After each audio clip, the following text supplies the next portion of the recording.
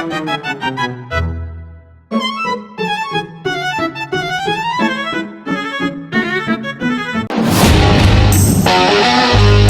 semua, kita lagi ada di FISIP nih. Jadi hari ini kita tuh mau tanya-tanya sama para mahasiswa-mahasiswi FISIP UI tentang peristiwa pelanggaran HAM kaum Uighur di Xinjiang, Tiongkok. Nah, let's go kita tanyain. Halo kakak-kakak semua. Halo Kak. Aku boleh pinjam waktunya sebentar nggak untuk tanya-tanya nih ke kalian? Boleh.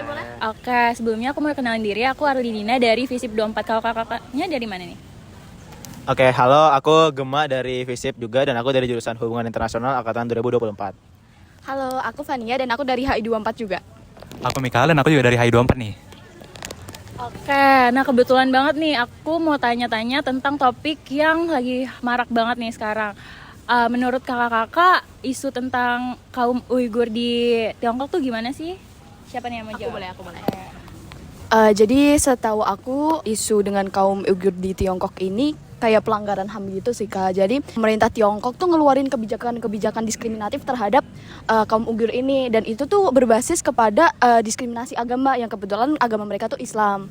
Terus juga pemerintah Tiongkok tuh ngeluarin kebijakan ini atau melakukan hal-hal ini tuh karena mereka katanya sih ingin kayak memberantas terorisme dan juga radikalisme di Tiongkok gitu. Yang lain mau nambahin? Oke. Nah, jadi mereka itu Kak, kalau para kaum Uighur ini dimasukin ke camp konsentrasi gitu Kak oleh pemerintah Cina.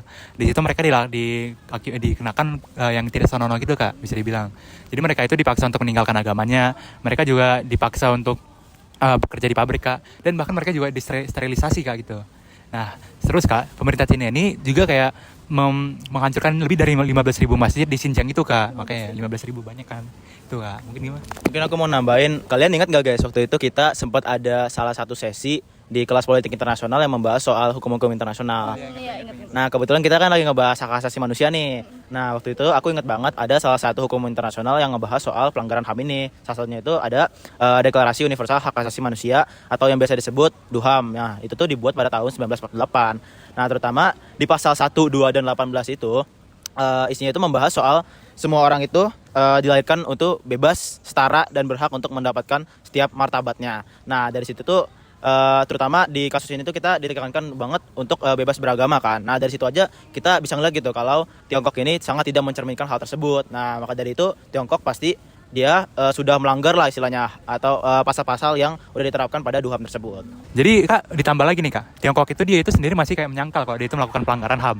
Nah, bahkan walaupun PBB udah kayak tahun 2002 kalau nggak salah ya, udah menetapkan bahwa yang kejadian-kejadian di Xinjiang itu merupakan kekerasan terhadap manusia Kak. Tapi sampai pada saat ini, walaupun ada kayak banyak bukti kayak foto satelit atau bahkan jurnalis yang datang ke lapangan, Tiongkok masih melanggar, menyangkal gitu Kak kalau mereka melanggar HAM gitu Kak. Terus aku dengar-dengar juga nih, waktu itu kalau respon negara-negara muslim ini justru nggak cukup vokal. Padahal kan yang tertekan tuh para kaum muslim ya. Nah, kira-kira dari perspektif politik internasional dan hak asasi manusia, gimana kalian ngelihat respon negara-negara muslim yang nggak cukup vokal dalam mengkritik kebijakan Tiongkok ini? Siapa nih yang mau jawab? Oke, jadi gimana ya, situasinya cukup rumit atau complicated ya kata aku. Tapi kita bisa coba lihat ini dari teori kekuasaan dari Joseph Nye. Jadi di sana tuh sebenarnya ada 3 bentuk kekuasaan. Cuman dalam kasus ini mungkin kita bisa lebih fokus ke fase atau kekuasaan yang kedua atau ketiga. Nah, yang kedua sendiri dia itu lebih berfokus kepada bagaimana suatu pihak mencoba untuk mencapai tujuannya tanpa melakukan tindakan langsung. Jadi kayak yang kita tahu sekarang itu kita berada di dunia yang penuh dengan economic interdependence, di mana negara-negara seperti contohnya tadi Tiongkok itu memanfaatkan hal tersebut karena mereka tuh memiliki ekonomi yang cukup besar. Nah, jadi negara-negara yang ingin vokal terhadap isu Uighur di Tiongkok ini menjadi takut kalau misalnya mereka nanti menyuarakan support mereka kepada kaum Uighur, yang ada malah mereka memutuskan koneksi ekonomi yang mereka miliki dengan Cina, padahal mereka sangat bergantung pada mereka gitu.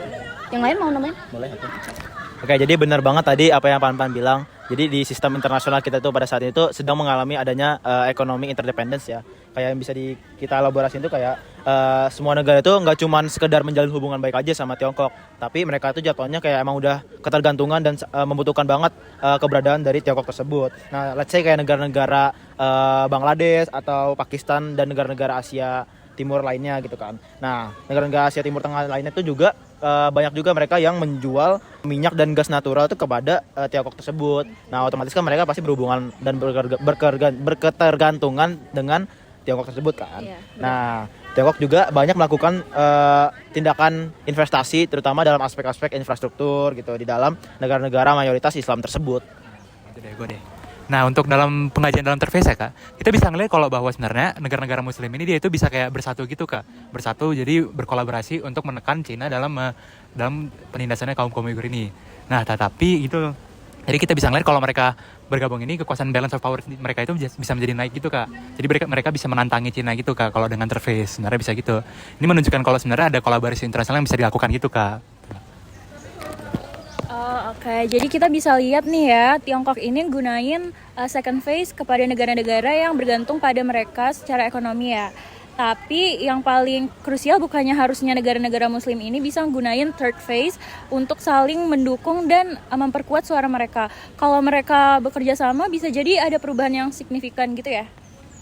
Oke, aku izin menjawab ya. Nah, benar banget tuh Kak Arlene. Jadi Tiongkok itu sangat mengandalkan adanya second phase mereka dengan melalui kekuatan ekonomi mereka kan. Nah, negara-negara muslim tuh harusnya di sisi lain tuh mereka bisa memanfaatkan atau menggunakan third phase mereka tuh untuk mendorong adanya terjadinya perubahan gitu. Nah, dimana kalau mereka tuh bersatu pasti bisa banget dong mempengaruhi gimana nantinya respon dari dunia internasional dan agar dunia internasional itu lebih aware atau memperhatikan soal dan peduli terhadap pelanggaran-pelanggaran HAM yang terjadi gitu. Nah, tapi ya sayangnya seperti yang kita lihat juga faktanya itu nggak semua negara Muslim itu punya hubungan yang baik dan punya kepentingan yang sama gitu. Contohnya let's say kayak ada Iran dan Arab Saudi.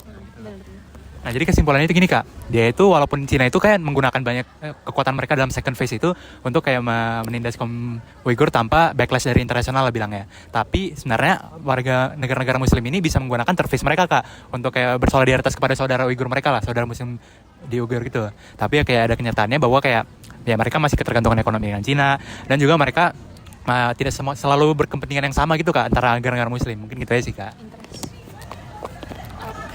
Makasih banyak teman-teman atas wawasan yang luar biasa ini. Nah, bisa kalian simpulkan kalau bentuk solidaritas itu dan komitmen terhadap hak asasi manusia dapat mengubah bagaimana jalannya sejarah tersebut ya.